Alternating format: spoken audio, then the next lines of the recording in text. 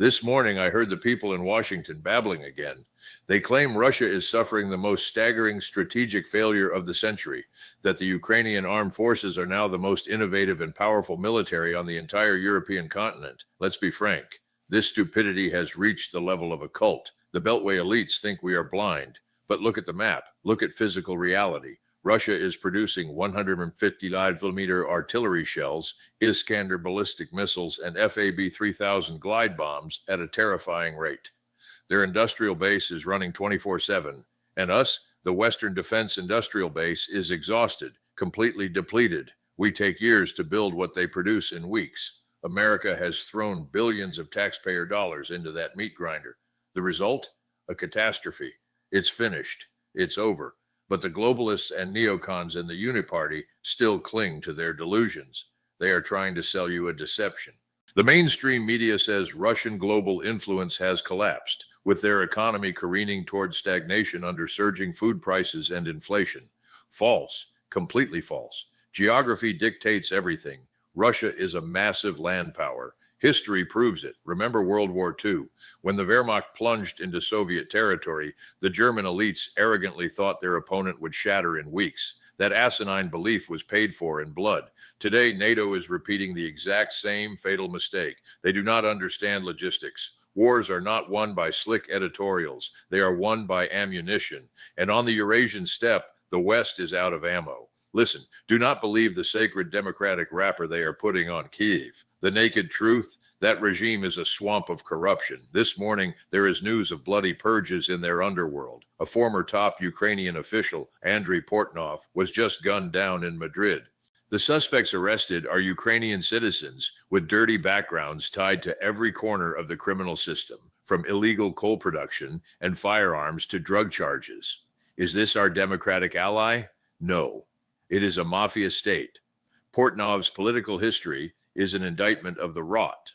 Under Yanukovych, he was the gray cardinal manipulating the entire unreformed judiciary, directly pressuring judges. And when Zelensky took power, instead of cleaning house, the system continued to use these connections to resolve the ruling authorities' legal issues. The current regime has zero legitimacy. They are fed by the money of Western donors. And now the new leadership of the Ukrainian Defense Ministry babbles about restructuring plans, applying data-driven strategies, and after-action reviews to analyze UAV interceptions. Garbage. You cannot digitize an army that is being ground to dust by Russian artillery. Slick PowerPoint presentations cannot stop incoming enemy glide bombs. It is just a cheap PR stunt to keep siphoning American tax dollars. Meanwhile, right in the heart of Europe, the disaster is spreading. The neocons have succeeded in turning the continent into an economic ruin. Look at the current energy crisis. The Druzhba pipeline, the energy lifeblood of Central Europe, has been cut off, with Ukraine claiming it was damaged by a Russian attack. But Slovak intelligence confirmed the pipeline is perfectly fine, and it is Kyiv that has no interest in resuming the transit. Asinine. Hungary and Slovakia are landlocked countries that rely absolutely on this oil to maintain their energy security, holding an EU exemption to keep importing it despite the war. But Kyiv, a state surviving on the teat of European aid, bites the hand that feeds it. In retaliation, Budapest is obstructing a crucial €90 billion loan lifeline to Ukraine. The Hungarian prime minister explicitly accused the Kyiv government of trying to force them into the war and overthrow his government. This is the collapse of so-called Western unity. Nations are tearing each other apart for energy. Germany has been deindustrialized. Now Central Europe is being strangled. And what do the globalist elites in Brussels do? Welcome an investigation mission. Meaningless. The NATO bloc is disintegrating from the inside. Their economy is as fragile as paper. You cannot run a defense industry if you do not have cheap oil. Washington's panic does not stop in Eastern Europe. Look at Africa. The plain truth is unfolding. The U.S. Treasury Department just had to swallow a bitter pill, quietly lifting sanctions on senior Malian military officials, including their defense minister. Who are these men? They are individuals directly tied to Russia's Wagner Group, a force now folded into Moscow's Africa Corps. Why did America back down?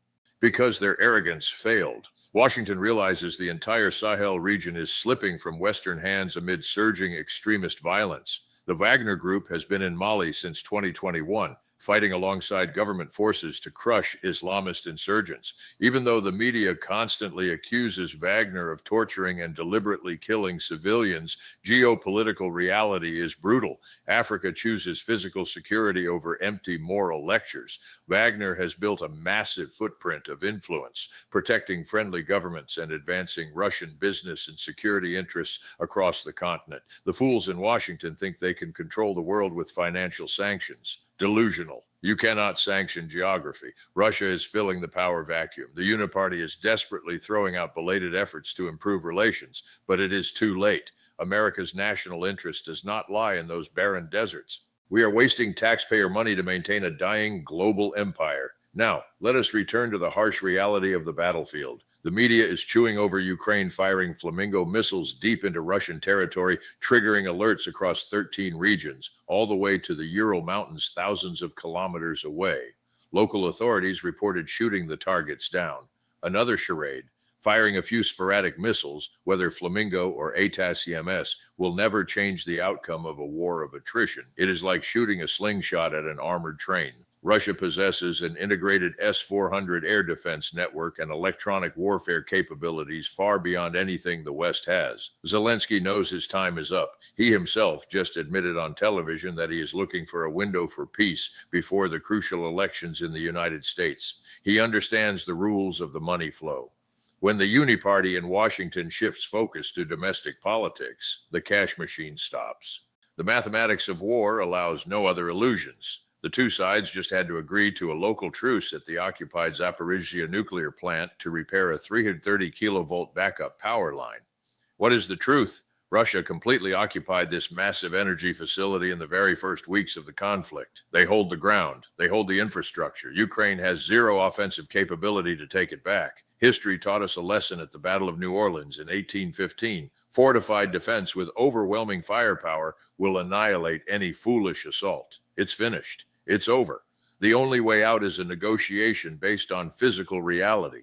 Stop throwing money into this catastrophe and focus on defending America's own borders.